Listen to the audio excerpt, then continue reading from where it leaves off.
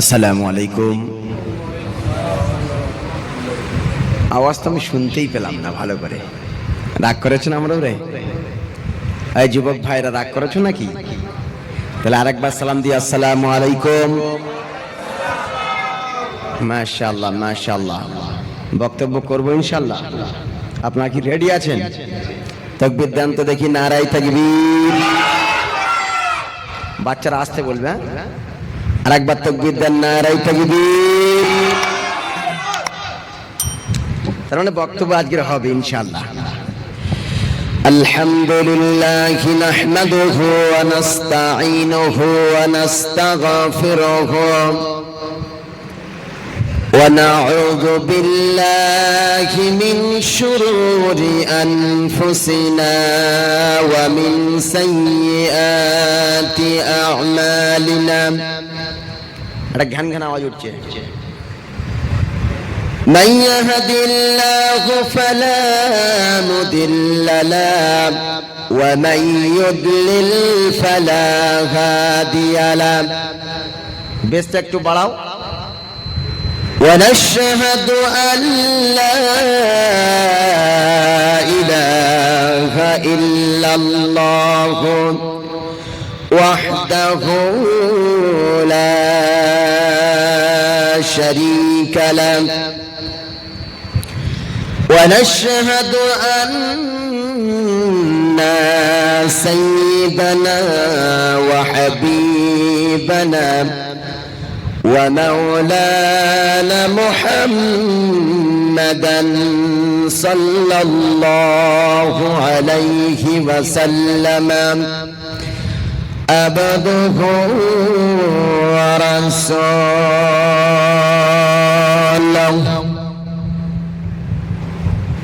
الذي أرسله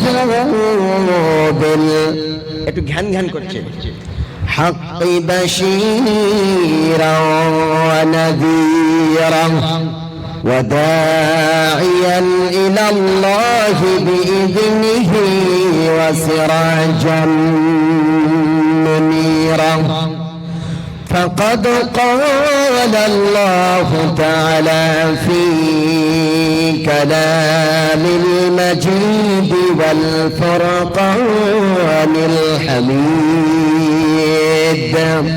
সবাই আমার সঙ্গে পড়বেন, আউযু বিল্লাহি মিনাশ শাইতানির রাজীম।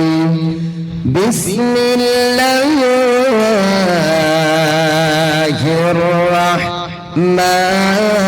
রহমানির রহিম।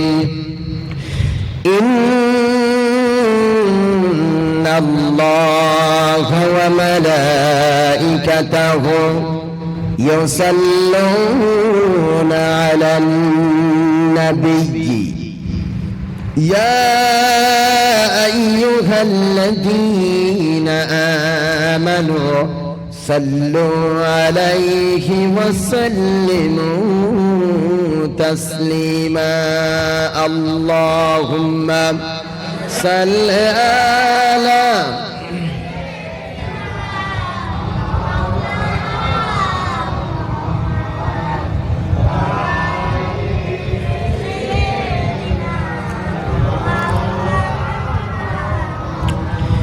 কি গাহিব তোমার গুণগান,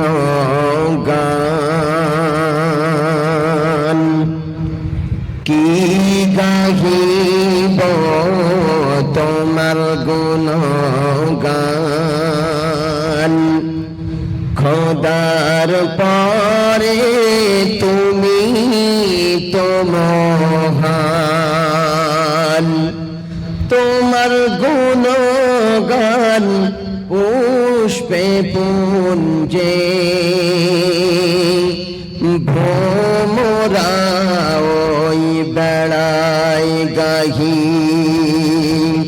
সারা জাহানের বাদশাহ হয়ে এলেন নবীজি।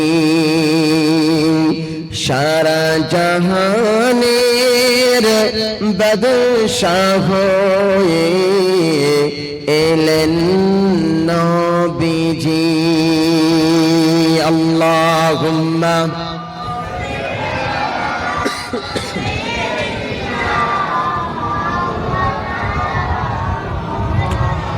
ওয়ালা আলি সাইয়্যিদিনা মাওলানা মুহাম্মদ। সবখানি প্রশংসা নিমিত্ত হোক সেই মহান আল্লাহ রাব্বুল আলামিনের দরবারে, যিনি আমাদেরকে সেরা নবীর উম্মত করেছেন, মুসলমানের ঘরে জন্ম দিয়ে মায়ের পেট থেকে মুসলমান হিসাবে তৈরি করেছেন। সেই মহান মনিবের প্রশংসা করি আর সবাই জোরে বলি আলহামদুলিল্লাহ।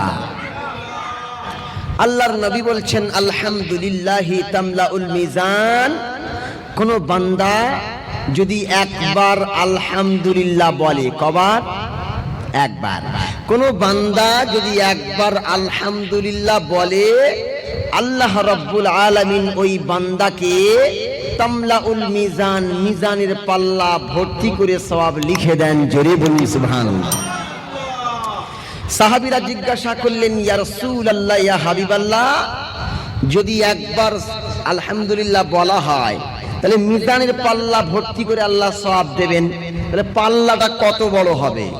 আলু মাপা পাল্লা, চাল মাপা, মূলা মাপা, তুলা মাপা পাল্লাটা কত বড় হবে? আল্লাহর নবীর সাহাবীরা যখন রাসূলকে জিজ্ঞাসা করলেন, ইয়া রাসূলুল্লাহ, ইয়া হাবিবাল্লাহ, মিজানের পাল্লাটা কত বড় হবে? মুহাম্মাদুর রাসূলুল্লাহ সাল্লাল্লাহু আলাইহি ওয়াসাল্লাম বললেন, মা বাইনাস সামাওয়াতি ওয়াল আরদ। যদি একবার আলহামদুলিল্লাহ বলে, আল্লাহ রাব্বুল আলামিন তার আমলনামায় এই আসমান আর জমিনের মাঝখানে ফাঁকা জায়গা যত বড়, এত বড় জায়গা ভর্তি করে তার আমলনামায় সওয়াব লিখে দেন। জোরে বলুন সুবহানাল্লাহ। আমার বক্তব্য কি শুনবেন আপনারা? শুনবেন ইনশাআল্লাহ? শেষ পর্যন্ত থাকবেন তো? উঠলে হবে না। আমি বক্তব্য করতে গিয়ে বলি, ভাই পেশাব করে বসেছেন তো? কারণ উঠতে তো পারবেন না। কারণ আল্লাহর রসুলের জীবনী, তার আদর্শ, তার চরিত্র, তার মহত্ব, তার সম্মান সম্পর্কে আজ কথা বলবো ইনশাআল্লাহ। মুহাম্মদ সাল্লাল্লাহু আলাইহি ওয়াসাল্লাম কি ছিলেন এ সম্পর্কে আজ কথা বলবো। সম্মানিত ভাইরা, তারপরে দরুদ আর সালাম বর্ষিত হোক সেই বিশ্ব নবীর প্রতি, যাকে আল্লাহ সৃষ্টি না করলে কুল কায়নাত কিছুই সৃষ্টি করতেন না। সেই নবীর প্রতি দরুদ পড়ি আর বলি সাল্লাল্লাহু আলাইহি ওয়াসাল্লাম। তারপরে জানাই, আজকে এই মসজিদে উপস্থিত সম্মানিত মুরব্বিয়ানগণ, প্রাণপ্রিয় যুবক ভাইরা এবং স্নেহের ছোট ছোট ভাইরা, সকলকে জানাই আমার অন্তরস্থল থেকে যথাযোগ্য সালাম আর ইসলামিক সম্ভাষণ। আসসালামু আলাইকুম ওয়া রাহমাতুল্লাহ। সম্মানিত ভাইরা, প্রথমে আমি বলবো মুহাম্মদ সাল্লাল্লাহু আলাইহি ওয়াসাল্লামের জন্মের ছোট্ট একটু কাহিনী বলবো, জন্মের একটা বৃত্তান্ত বলবো। তারপরে মুহাম্মদ সাল্লাল্লাহু আলাইহি ওয়াসাল্লামের মর্যাদা বলবো, ঠিক আছে? সর্বপ্রথমে কথা হলো, মুহাম্মদ সাল্লাল্লাহু আলাইহি ওয়াসাল্লাম তিনি কবে নবী হয়েছেন? প্রশ্ন কি? মুহাম্মদ সাল্লাল্লাহু আলাইহি ওয়াসাল্লাম কবে নবী হয়েছেন? মুহাম্মদ সাল্লাল্লাহু আলাইহি ওয়াসাল্লামকে জিজ্ঞাসা করা হলো, ইয়া রাসূলুল্লাহ, ইয়া হাবিবাল্লাহ, আপনি নবী হলেন কবে? মুহাম্মাদুর রাসূলুল্লাহ সাল্লাল্লাহু আলাইহি ওয়াসাল্লাম বলেন, আনা নবিয়্যুন আল আদামু বাইনাল মাই ওয়াত তিন। আমি তখনও নবী ছিলাম যখন আদম আলাইহিস সালাম তৈরি হয়নি, মাটি আর পানির ভিতরে ছিল, তার কোনো অস্তিত্ব তৈরি হয়নি। তখন থেকে আমি নবী মুহাম্মাদুর রাসূলুল্লাহ, আল্লাহর নবী। জোরে বলুন সুবহানাল্লাহ। জিবরাইল জিজ্ঞাসা করছেন, ইয়া রাসূলুল্লাহ, ইয়া হাবিবাল্লাহ, আপনার বয়স কত? জিবরিল যখন মুহাম্মদ সাল্লাল্লাহু আলাইহি ওয়াসাল্লামকে জিজ্ঞাসা করলেন, ইয়া রাসূলুল্লাহ, ইয়া হাবিবাল্লাহ, হুজুর আপনার বয়স কত? সঙ্গে সঙ্গে মুহাম্মদ সাল্লাল্লাহু আলাইহি ওয়াসাল্লাম বললেন, ও জিবরিল, তোমার বয়স কত? তোমার বয়স কত? মুহাম্মদ সাল্লাল্লাহু আলাইহি ওয়াসাল্লাম বললেন, ইয়া রাসূলুল্লাহ, আপনার বয়স বলুন। মুহাম্মাদুর রাসূলুল্লাহ সাল্লাল্লাহু আলাইহি ওয়াসাল্লাম বলেন, আমি একটা তারকা ছিলাম, 70,000 বছর পর পর একটা তারকা উঠতো। ওই তারকাটা ছিলাম আমি, নবী মুহাম্মদুর রাসূলুল্লাহ। 70,000 বছর পর পর উঠতো, 70,000 বার হযরতে জিবরিল আলাইহিস সালাম দেখেছেন। জোরে বলুন সুবহানাল্লাহ। তার মানে হলো জিবরিলকে জিজ্ঞাসা করলো, জিবরিল তোমার বয়স কত? বলছে আমার বয়স শোনো, আমি ওই আসমানে একটা তারকা উঠতো, ওই তারকাকে আমি 70,000 বছর পর পর একবার দেখতাম এবং 70,000 বার দেখেছি। তখন মুহাম্মদ সাল্লাল্লাহু আলাইহি ওয়াসাল্লাম বলেন, ওই তারকাটা সাধারণ কেউ ছিল না, এই তারকাটা ছিলাম আমি, নবী মুহাম্মদুর রাসূলুল্লাহ। তাহলে জিবরিল বলছে আমি একটা তারকা দেখেছি, 70,000 বছর পর পর একটা তারকা উঠতো, ওটা আমি 70,000 বার দেখেছি। তাহলে চিন্তা করুন মুহাম্মদ সাল্লাল্লাহু আলাইহি ওয়াসাল্লামের বয়স কত। জোরে বলবেন না সুবহানাল্লাহ। আচ্ছা, মাইকের আওয়াজ কি আস্তে আস্তে কমে যাচ্ছে? বাড়ছে না? হ্যাঁ বাড়ছে। সম্মানিত ভাইরা আমার, মুহাম্মদ সাল্লাল্লাহু আলাইহি ওয়াসাল্লাম ছিলেন একটা নূর বা তারকা। হযরতে আব্দুল্লাহর কপালে আসলো, আব্দুল্লাহর কপাল থেকে হযরতে আমিনার পেটের মধ্যে আসলেন মুহাম্মদুর রাসূলুল্লাহ সাল্লাল্লাহু আলাইহি ওয়াসাল্লাম। যখন মায়ের পেটের ভিতরে আসলেন, অন্যান্য মায়েরা কি করে? বমি করতে থাকে, পেটে বাচ্চা আসলে বমি করতে থাকে। হযরতে আমিনা বলে, আমার পেটে যখন নবী মুহাম্মদুর রাসূলুল্লাহ সাল্লাল্লাহু আলাইহি ওয়াসাল্লাম এসেছি, আমার কোনোদিন কোনো বমি হয় নাই। শুধু তাই নয়, মায়ের পেটে যখন বাচ্চা আসে, বাচ্চা আসার পরে মায়ের পেটটা অনেক বড় হয়ে যায়, আর পেটের ভিতরে বাচ্চা পা দিয়ে, হাঁটু দিয়ে, মাথা দিয়ে গুতা মারতে থাকে, লাথি মারতে থাকে, মা যন্ত্রণায় কাতরাতে থাকে। হযরতে আমিনা বলে, আমার পেটে যখন দো জাহানের বাদশা মুহাম্মদুর রাসূলুল্লাহ সাল্লাল্লাহু আলাইহি ওয়াসাল্লাম ছিল, তখন কোনোদিন লাথি মারে নাই, গুতা মারে নাই, কোনো যন্ত্রণা দেয় নাই, আর আমার পেটটা ছিল স্বাভাবিক পেটের মতো। জোরে বলুন সুবহানাল্লাহ। হযরত মুহাম্মদ সাল্লাল্লাহু আলাইহি ওয়াসাল্লাম যখন মায়ের পেটের ভিতরে 6 মাস বয়সে তার পিতা আব্দুল্লাহ ইন্তেকাল করেন, মায়ের পেটের ভিতরে থাকা অবস্থায় মুহাম্মদ সাল্লাল্লাহু আলাইহি ওয়াসাল্লাম ইতিম হয়ে যায় এবং তার আম্মাজি হযরতে আমিনা বিধবা হয়ে যায়। হযরতে আমিনা যখন বিধবা হয়ে গেলেন, স্বামী যখন মারা গেল, ইন্তেকাল করে গেল, স্ত্রী যখন বিধবা হয়ে গেল, তখন তার গায়ে থেকে মিশকে আম্বারের সেন্ট বার হতে থাকে। গ্রামের মহিলারা বলে, তুমি একজন বিধবা নারী, বিধবা নারী কি কোনদিন আপনার কিনা আতর মাখতে পারে নাকি? সঙ্গে সঙ্গে আমিনা বলছে, আমি আতর মাখি নাই। আব্দুল মুত্তালিবকে মহিলারা বলল, ও আব্দুল মুত্তালিব, তোমার বৌমা একজন বিধবা নারী, আতর মাখে কেন?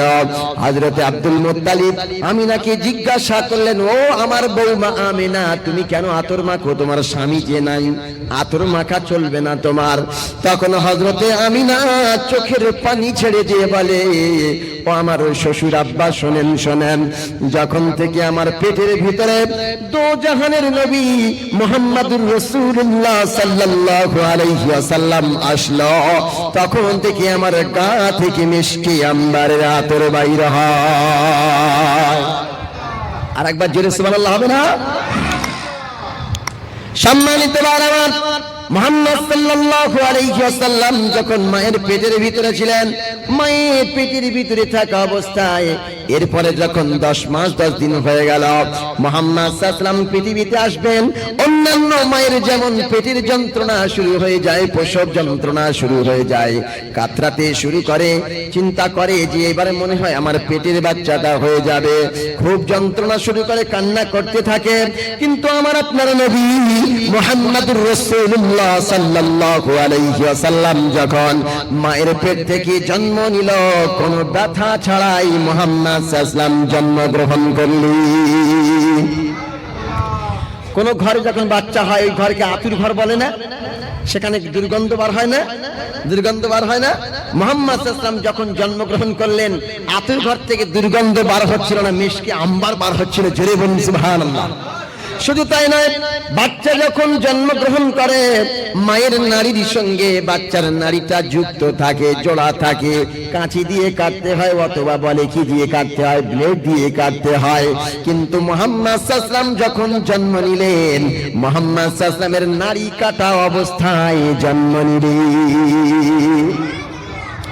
শুধু তাই নয়, অন্যান্য বাচ্চারা যখন জন্ম নেয়, জন্ম নেওয়ার পরে তো খাতনা করা থাকে না, মুসলমানি করা থাকে না, খাতনা করা থাকে না।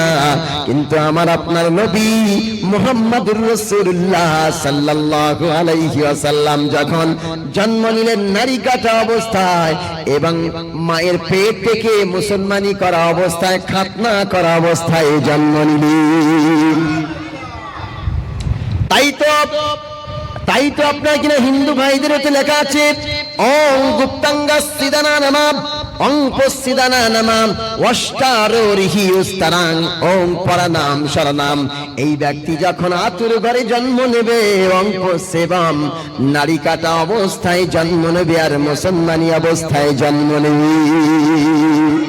মুহাম্মদ সাল্লাল্লাহু আলাইহি ওয়াসাল্লাম যখন জন্ম নেবে, তিনি হবেন শেষ নবী মুহাম্মদুর রাসূলুল্লাহ সাল্লাল্লাহু আলাইহি ওয়াসাল্লাম। তার নারী কাটা অবস্থায় জন্ম হবে আর মায়ের পেট থেকে যখন জন্ম নেবে, খাতনা করা অবস্থায় জন্ম নেবে। তার মানে মুহাম্মদ সাল্লাল্লাহু আলাইহি ওয়াসাল্লাম যখন নারী কাটা অবস্থায় জন্ম নিলেন আর খাতনা করা অবস্থায় জন্ম নিলেন, বোঝা গেল সাধারণ কোন ছেলে নয়, আখিরি জামানার নবী মুহাম্মদুর রাসূলুল্লাহ। আমার নবীর মর্নিং সোজ দ্য ডে, বলে সকালে সূর্য উঠলে বোঝা যাবে দিনটা কেমন কাটবে, তাই না? মুহাম্মদ সাল্লাল্লাহু আলাইহি ওয়াসাল্লাম জন্মের সময় যে কি অবস্থায় এসেছে, কি মহান ভাবে জন্মগ্রহণ করেছে, এই অবস্থা দেখলেই বোঝা যায় যে তিনি কত বড় ব্যক্তিত্ব হবেন। জোরে বলবেন না সুবহানাল্লাহ? সম্মানিত ভাইরা আমার, সেই সময় আরবের নিয়ম ছিল, কোন মা যখন বাচ্চা জন্ম দেবে, মা কিছুদিন দুধ পান করাবে, তারপরে অন্য মহিলা দুধ পান করাবে। আমাদের নবীর দুধ মায়ের নাম কি বলেন? হালিমা, তাই না? হালিমা। হযরতে হালিমা কি করলেন? বাচ্চা নেবে বলে তিনি চলে আসলেন, একটা দুর্বল গাধা নিয়ে চলে আসলেন, দুর্বল গাধা নিয়ে চলে আসলেন। দুর্বল গাধা নিয়ে আস্তে আস্তে যখন মুহাম্মদ সাল্লাল্লাহু আলাইহি ওয়াসাল্লামকে নেবে বলে, একটা সন্তান নেবে বলে এসেছিল, কোন সন্তান তিনি পাচ্ছিল না। একটা দুর্বল সন্তান, একটা গরিব মানুষ, এতিম মানুষের ছেলে, বাচ্চা ছেলে হযরতে মুহাম্মদুর রাসূলুল্লাহকে পেয়ে গেলেন।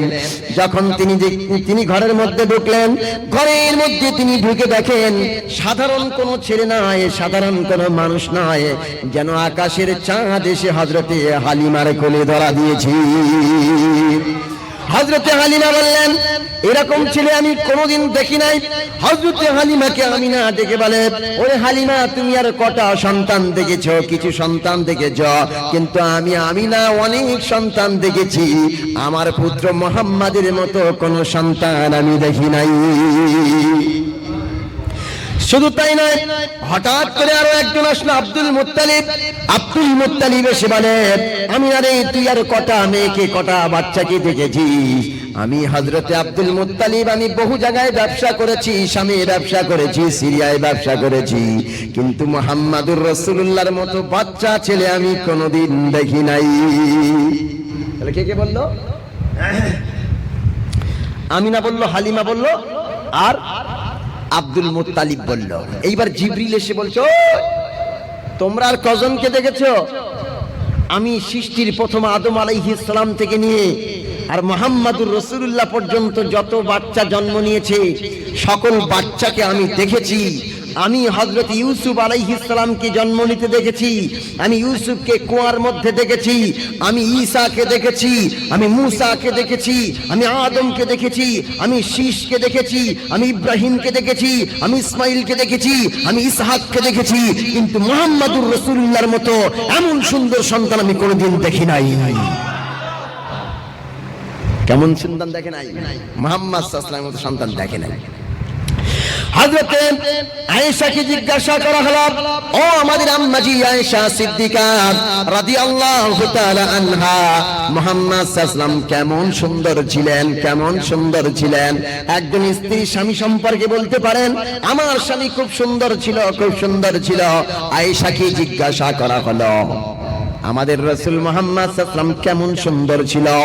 হযরত আয়েশা বললেন, যে সমস্ত মিশরের মহিলারা হযরতে আপনার কিনা ইউসুফ আলাইহিস সালামের দেখে একটা আঙ্গুল কেটে ফেলেছে, দুটো আঙ্গুল কেটে ফেলেছে, কেউ বা তিনটে আঙ্গুল কেটে ফেলেছে, কেউ বা চারটে আঙ্গুল কেটে ফেলেছে। ইউসুফের সৌন্দর্য দেখে যে সমস্ত মিশরের মহিলারা তিনটে চারটে করে আঙ্গুল কেটে ফেলেছে, তারা যদি মুহাম্মদ সাল্লাল্লাহু আলাইহি ওয়াসাল্লামের আসল সৌন্দর্য দেখতো, তাহলে তারা আঙ্গুল কাটতে কাটতে, হাত কাটতে কাটতে, গলা কাটতে কাটতে কলিজা পর্যন্ত কেটে ফেলে দিত। আমার কথা বুঝতে পারছেন নাকি এলো পাতালি বলছি? ও যুবক ভাইরা, কারা যুবক আছেন হাত তোলেন তো দেখি।